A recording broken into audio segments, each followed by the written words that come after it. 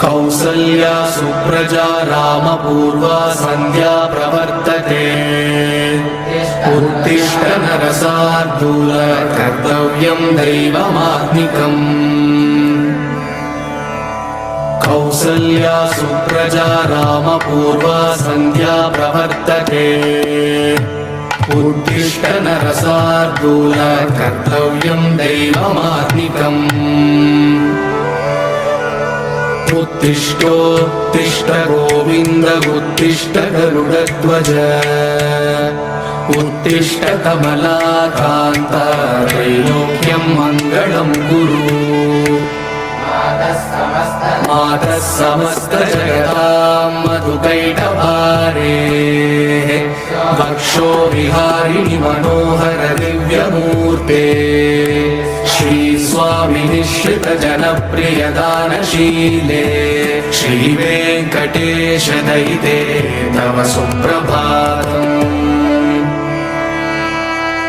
तव सुप्रभातमरविन्दलोचने भवतु प्रसन्नमुखचन्द्रमण्डले विधिशङ्करेन्द्रवनिताभिरर्चिते वृषशैलनाथ दयिते दयानिधे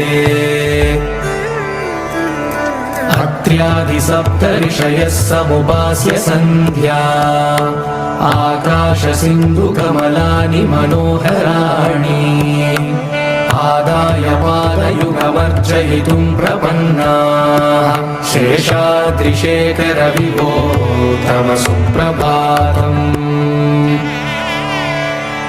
पञ्चाननाभ्यभव षण्मुखवासवाद्याः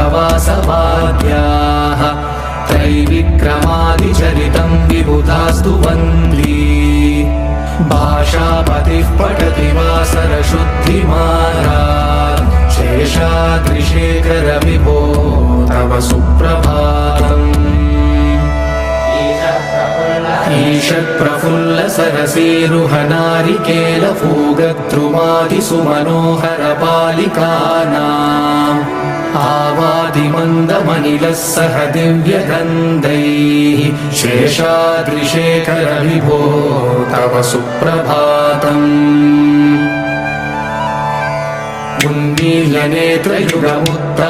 उन्मील्यनेत्रयुगमुत्तमपञ्जरस्ताः पात्रावशिष्टकदलीफलपायसानि भुक्त्वा सलीलमतकेलिसुखाः पठन्ति शेषाद्रिशेखर विभो तव सुप्रभातम्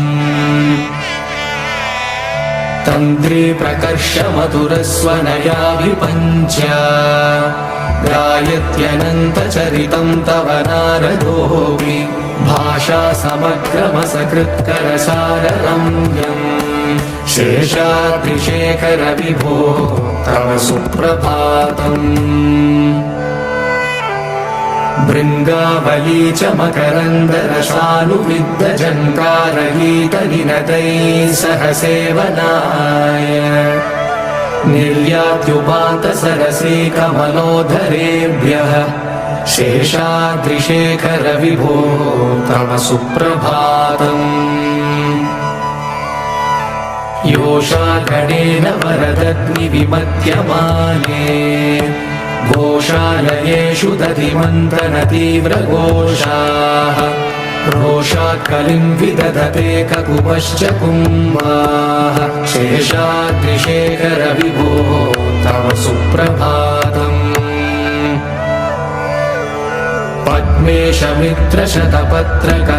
पद्मेशमित्रशतपत्रकतालिवर्गाः हर्तुं श्रियं कुवलयस्य निजाङ्गलक्ष्म्या भेरे निनादमिव बिभ्रति तीव्रनादम् शेषाद्रिशेखर विभो तव सुप्रभातम्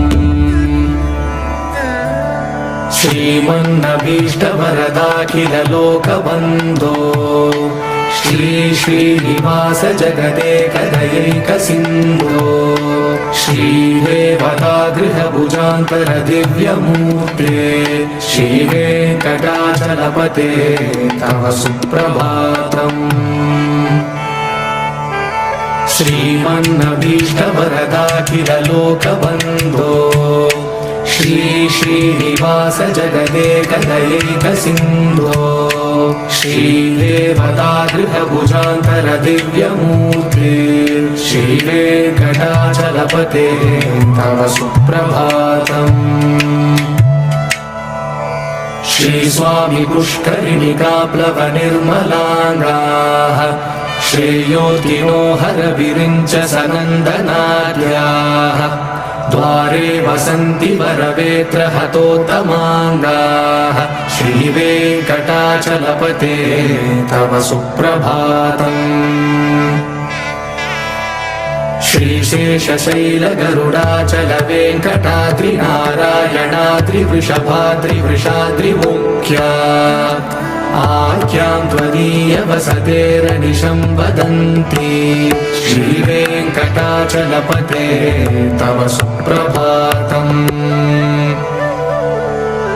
सेवा परा शिव सुरेश कृशानुधर्म रक्षोऽम्बुनाथ पवमान धनादिनाथाः भद्राञ्जलि प्रविलसन्निज शीर्षदेशाः श्रीवेङ्कटाचलपते तव सुप्रभातम्।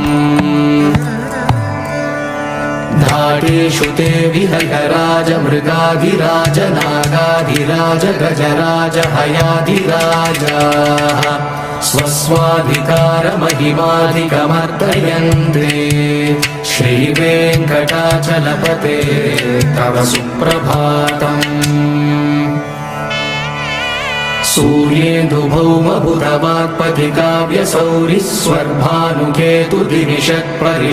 सूर्येन्दुभौमबुधवाक्पतिकाव्यसौरिस्वर्भानुकेतुदिनिषत्परिषत्प्रधानाः त्वद्दासदासचरमावधिदासदासाः श्रीवेङ्कटाचलपते तव सुप्रभातम्। त्वत्पादधूलिभरितस्फुरितोत्तमाङ्गाः स्वर्गापवर्गनिरपेक्ष निजान्तरङ्गाः कल्पागमाकलनयाकुलतां लभन्ते श्रीवेङ्कटाचलपते तव सुप्रभातम्। त्वद्गोपुराग्रशिखराणि निरीक्षमाणाः स्वर्गापवर्गपदवीं परमाश्रयन्तः मर्त्या मनुष्यभुवने मतिमाश्रयन्ते श्रीवेङ्कटाचलपते तव सुप्रभातम्।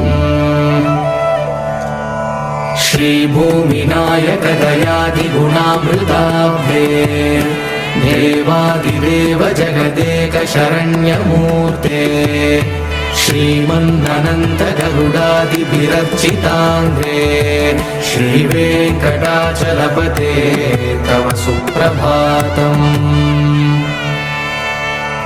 श्रीपद्मनाभ पुरुषोत्तम वासुदेव वैकुण्ठमाधव जनार्दन चक्रपाणे श्रीवत्सचिह्न शरणागत पारिजात श्रीवेङ्कटाचलपते तव सुप्रभातम्।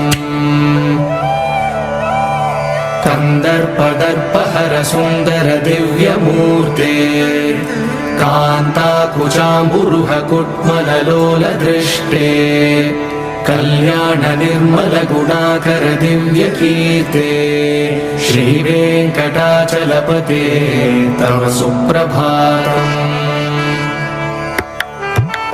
नीलाकृते कमठकोल नृसिंहवर्णिन् स्वामिन् परश्वत तपोधन रामचन्द्र शेषांश राम यदुनन्दन कल्किरूप श्रीवेङ्कटाचलपते तव सुप्रभातम्।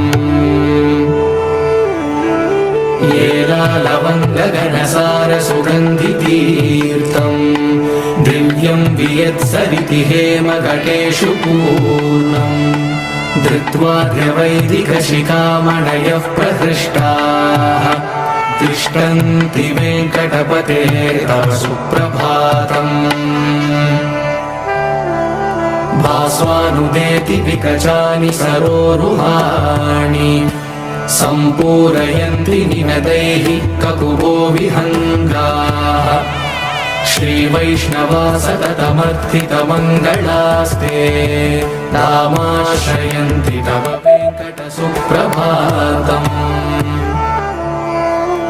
ब्रह्मादयः सुरवरासमः